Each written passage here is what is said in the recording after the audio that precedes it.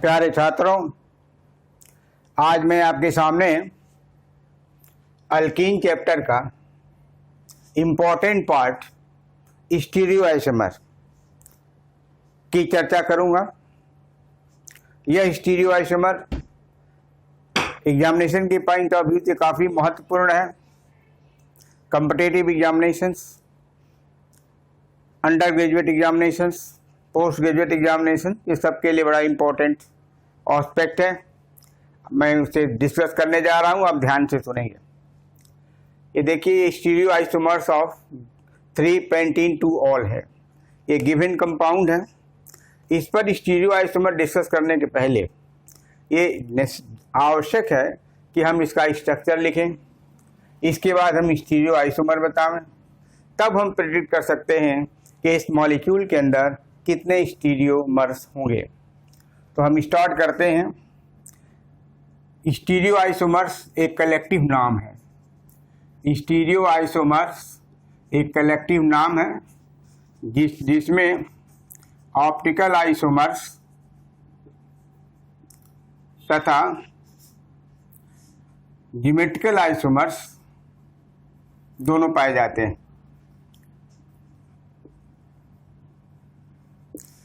Stereoisomer is the collective name for optical isomers as well as geometrical isomers.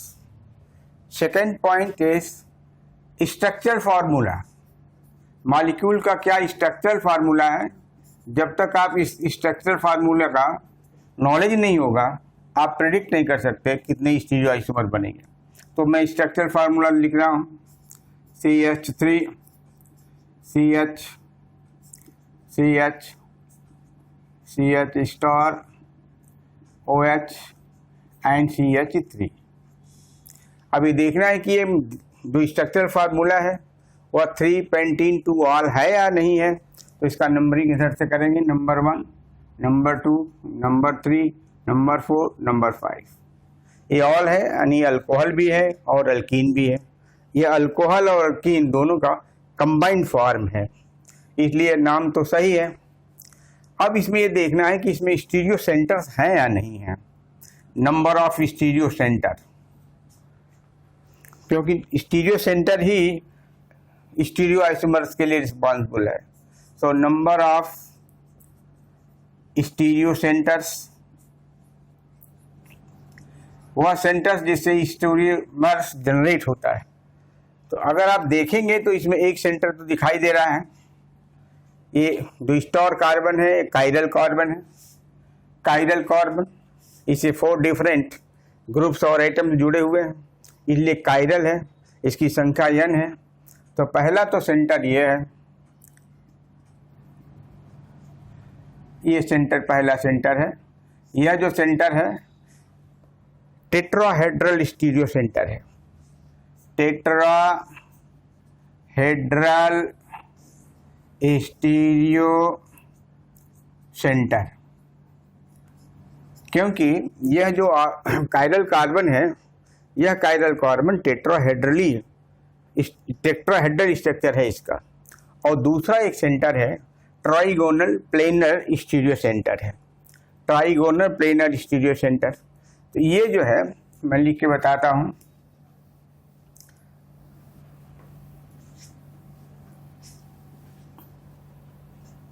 लिखा CH3 CH CH CHOH CH3। एक centre की मैंने चर्चा आपसे कर दिया। दूसरा सेंटर ये है trigonal planar stereo centre.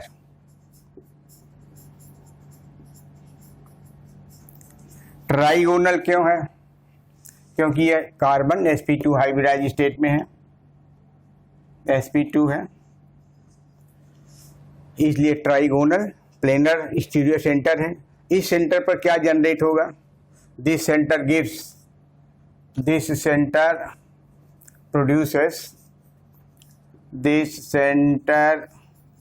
Produces geometrical isomers.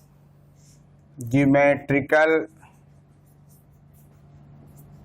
Isomers. अब ये देखना है कि इसमें ज्योमेट्रिकल आइसोमर संभव है कि नहीं है। आपको बताया जा चुका है कि जब डबल बॉन्डेड कार्बन से दो डिफरेंट सब्स्टिट्यूएंट जुड़े होते हैं तब उसमें ज्योमेट्रिकल आइसोमरिज्म होता है। यह sp2 कार्बन है, इसे एक तरफ CH3 जुड़ा हुआ है, दूसरी तरफ हाइड्रोजन है, दोनों डिफरेंट है। अब ये देख लीजिए इसके बारे में, यह भी sp2 है, इससे भी टू डिफरेंट जुड़े हैं कि नहीं जुड़े हैं, तो एक हाइड्रोजन जुड़ा हुआ है और इसी से कायरल कार्बन का पोर्शन जुड़ा हुआ है। अतः यह जो ट्राइगोनल स्टीरियो सेंटर है यह क्या जनरेट करेगा, ज्योमेट्रिकल आइसोमर्स जनरेट करेगा। और ज्योमेट्रिकल आइसोमर्स जैसा आप जानते हैं कि सिसोट्रिन्स होता है, सिसोट्रॉन्स होता है, लेकिन हम यहाँ सिसोट्रॉन्स की चर्चा नहीं करेंगे क्योंकि हम उसकी चर्चा करेंगे ई हो सकता है, ई को सिस कहते हैं, और जेड हो सकता है, ई एंड जेड आइसोमर्स। ये ज्योमेट्रिकल आइसोमर्स, इसके ई और जेड दो हो सकते हैं। अब इस सेंटर पर आइए, ये टेट्राहेड्रल स्टीरियो सेंटर है। इसमें नंबर ऑफ जो कायरल कार्बन है उसकी संख्या 1 है, 1 है, तो number of chiral carbon that is n बराबर 1। तो इसमें ऑप्टिकल आइसोमर्स कितने होंगे, optical isomers, therefore optical isomers बराबर होंगे 2 का पावर n, 2 पर पावर 1 है, इसलिए ज्योमेट्रिकल आइसोमर्स क्या होंगे, ऑप्टिकल आइसोमर्स क्या होंगे, इनकी संख्या 2 होगी। अब जब किसी ऐसे सेंटर्स पर जो टेट्राहेड्रल स्टीरियो सेंटर है और एक ही कार्बन कायरल कार्बन है, तब इसमें ऑप्टिकल आइसोमर्स की संख्या केवल 2 होती है। और अगर इसकी संख्या 2 है तो एक निश्चित है R होगा और दूसरा S होगा। तो 1 is R, other is S। तो ऑप्टिकल आइसोमर्स 2 होंगे, ज्योमेट्रिकल आइसोमर्स 2 होंगे, कुल मिला के 4 स्टीरियो आइसोमर्स बनेंगे, E, Z, R and S। तो total number of stereo isomers कितने हो जाएंगे, 4। Total number of stereo isomers, total number of stereo isomers बराबर E plus Z plus R plus S। ये दोनों ज्योमेट्रिकल हैं, ज्योमेट्रिकल और ये दोनों ऑप्टिकल।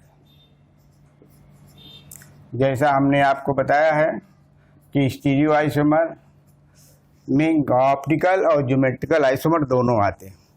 ऑप्टिकल और ज्योमेट्रिकल आइसोमर को अगर एक साथ कहना है तो क्या नाम देंगे, स्टीरियो आइसोमर्स। ऑप्टिकल और ज्योमेट्रिकल आइसोमर्स को एक साथ नाम देना है तो कहेंगे स्टीरियो आइसोमर्स। तो ये 4 स्टीरियो आइसोमर्स हो जाएंगे। Total number of stereo isomers that is equal to 4। अब इनका रिप्रेजेंटेशन देख लीजिए। रिप्रेजेंटेशन तो E के साथ R और S एक बार साथ रहेंगे, Z के साथ R और S एक साथ रहेंगे। तो representation of isomers, representation of isomers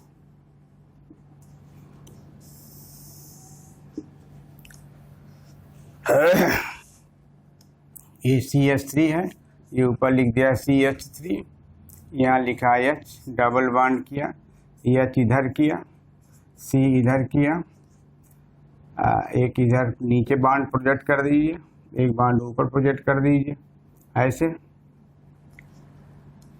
दूसरा एक और लिखता हूँ CH3 है, C है, H है, कार्बन कार्बन डबल बॉन्ड ऐसा, फिर ये CH3 है, एक इसको डॉट डॉट से दिखाइए, एक बॉन्ड जो है अबव द प्लेन दिखाइए इस तरह से।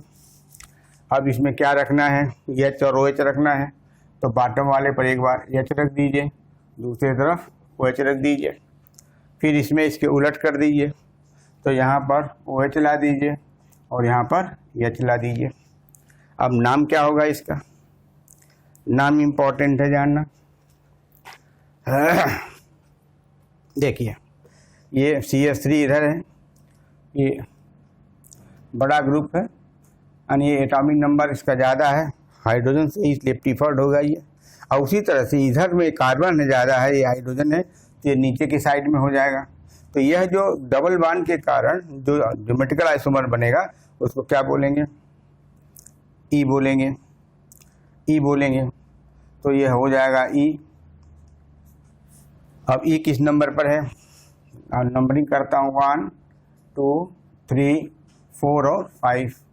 तो 3 से डबल बॉन्ड ओरिजिन हो रही है, इसलिए हो गया 3 ई हो गया। अब इसके बारे में आइए, ये आपका जो कायरल कार्बन है, कायरल कार्बन स्टार्च बना दिया। अब इसमें आपको पता है कि और R और S कन्फिग्रेशन असाइन करने के लिए प्रियोरिटी ऑफ द सब्स्टिट्यूएंट लेते हैं। हम प्रियोरिटी भी बता दे रहे हैं आपको। मान लिया कायरल कार्बन सेंटर है, इसे ये लगा हुआ है H, ये लगा हुआ है यहाँ पर OH, यहाँ CH3 लगा हुआ है और यहाँ पर कार्बन कार्बन डबल बॉन्ड का ये रेसिड्यू लगा हुआ है। प्रियोरिटी देते हैं कार्बन नंबर एटॉमिक नंबर के आधार पर। तो पहली प्रियोरिटी इसकी होगी, दूसरी प्रियोरिटी इसकी होगी, तीसरी प्रियोरिटी इसकी होगी और चौथी प्रियोरिटी इसकी होगी। एक चीज़ ध्यान देना जरूरी है कि हाइड्रोजन जो लोएस्ट प्रियोरिटी का है आइटम, यह बॉटम की तरफ होना चाहिए। अगर हॉरिजॉन्टल प्लेन पर है तो इसको 2 ऑपरेशन करके 2 इंटरचेंज करके नीचे ला देते हैं। अब यहाँ को रोटेट कर दीजिए। जब हम इसको रोटेट करेंगे तो ये R बनेगा। ये सिचुएशन यहाँ है, इसको हम रोटेट ऐसे करेंगे तो R बनेगा, ऐसे रोटेट किया जाएगा, this gives you R। R किस नंबर किस कार्बन के लिए है? ये ऑप्टिकली एक्टिव जो सेंटर है या स्टीरियो सेंटर है वो 2 पर है, इसलिए 2 हो गया और R हो गया। तो इसका नाम हो गया इसी स्टीरियो आइसोमर का 2R3E। अब यहाँ देखिए, यहाँ पर कोई दिक्कत नहीं, यहाँ भी 3E है पुराना ही जैसा, लेकिन अब यहाँ दिक्कत जो है वो यहाँ देखिए क्या है। यहाँ पर बॉटम पर लोएस्ट प्रियोरिटी का नंबर नहीं है, बॉटम पर लोएस्ट प्रियोरिटी का नंबर नहीं है, बल्कि पहली प्रियोरिटी का नंबर यहाँ है, दूसरी प्रियोरिटी का नंबर यहाँ है, तीसरी प्रियोरिटी का नंबर यहाँ है। तो लोएस्ट प्रियोरिटी के नंबर को यहाँ ले आते हैं, 2 इंटरचेंज करके लाते हैं, जैसा आपको पता भी होगा। अब यहाँ पर एक ट्रिक है जो जानना चाहिए। अगर हम इसी प्रियोरिटी से डिसाइड करें तो इसको हम अगर यहाँ लाते हैं तो यह प्रियोरिटी हम बना रहे हैं तो R की तरफ तो जा रहा है, इसका उलट कर देते हैं, अपोजिट कर देते हैं। ध्यान रखिएगा, बहुत इंपॉर्टेंट पॉइंट। ऐसे मॉलिक्यूल्स जिसमें लोएस्ट प्रियोरिटी का हाइड्रोजन यदि डाउनवर्ड नहीं है या वर्टिकली अपवर्ड नहीं है तो उसको डाउनवर्ड लिया जाता है। ऐसा करने के लिए 2 इंटरचेंज करते हैं, जैसे आपने पढ़ा भी होगा। अगर आप ऐसा नहीं कर पाते हैं और माइंड में आपके रहता है कि उसको कैसे हम तुरंत उत्तर देना है, तो इसमें जो भी रोटेशन इसका आता हो, R डायरेक्शन में रोटेट कर आता हो तो उसका उल्टा कर दीजिए। R का उल्टा क्या हो जाएगा? यस, तो यहाँ पर हो जाएगा 2S3E। तो 2 स्टीरियो आइसोमर हो गया आपके सामने। अब 2 और बना देता हूँ। तो अब E से बनाया, E का मतलब कि जो प्रियोरिटी के जो सब्स्टिट्यूएंट हैं अपोजिट साइड में हैं और प्रियोरिटी के सब्स्टिट्यूएंट को हम डाउनवर्ड कर रहे हैं, यानी प्रियोरिटी का जो CH3 नीचे लाएंगे तो E की जगह पर Z हो जाएगा। हम दूसरा बना के दिखा रहे हैं।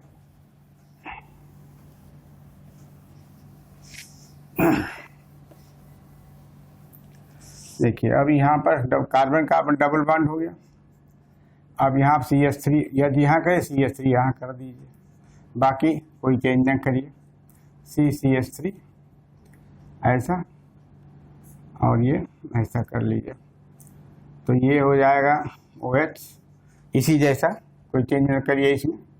केवल चेंज किया यहाँ पर जो ट्राइगोनल स्टीरियोजेनिक सेंटर है वहाँ पर मैंने चेंज कर दिया। तो यह 3E के जगह पर क्या हो जाएगा? 3Z हो जाएगा, क्योंकि दोनों प्रियोरिटी के नंबर एक ही साइड में आ रहे हैं। यह भी इसी साइड में है और ये भी CH3 इसी साइड में है, इसलिए ज्योमेट्रिकली जो आइसोमर बनेगा उसको बोलेंगे Z।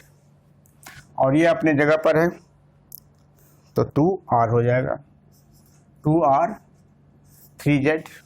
उसी तरह से यहाँ देखिए, इसको हम ऐसा कर दिया, CH3 CH3, यहाँ आपने जैसे इसमें डाला है वैसे आप रख दीजिए, यहाँ भी इसको बॉटम पर कर दीजिए और इसको एबव द प्लेन कर दीजिए, H कर दीजिए। तो H एबव द प्लेन हो गया, अपवर्ड हो गया, और जो टॉप प्रायोरिटी का वो H1 डाउन हो गया। इसका जो प्रायोरिटी बनेगा 1 बनेगा, इसका दूसरा प्रायोरिटी यहाँ बनेगा, तीसरी प्रायोरिटी यहाँ बनेगा, चौथा प्रायोरिटी यहाँ बनेगा। इसको रोटेट करेंगे ऐसे तो जा रहा है राइट हैंड साइड में लग रहा है, लेकिन इसको उल्टा कर देंगे तो क्या हो जाएगा, S हो जाएगा। तो इसका नाम पड़ जाएगा 2S और 3Z, 2S 3Z। ये 4 स्टीरियो आइसोमर्स हैं, ये 4 स्टीरियो आइसोमर्स दिए हुए कंपाउंड के हैं। नंबरिंग आप कर सकते हैं, पहला नंबर तो मैंने मिटा दिया, 1 2 3 एंड 4। तो रिजल्ट क्या होगा, 4 stereo isomers exist in 3-pentene 2-ol। ये आपके सामने मैंने डिस्कस किया, स्टीरियो आइसोमर्स इन 3-pentene 2-ol। आशा आपको अच्छा लगा होगा, और अगर अच्छा लगता है तो इसे लाइक कीजिए और सब्सक्राइब कीजिए। Thank you very much.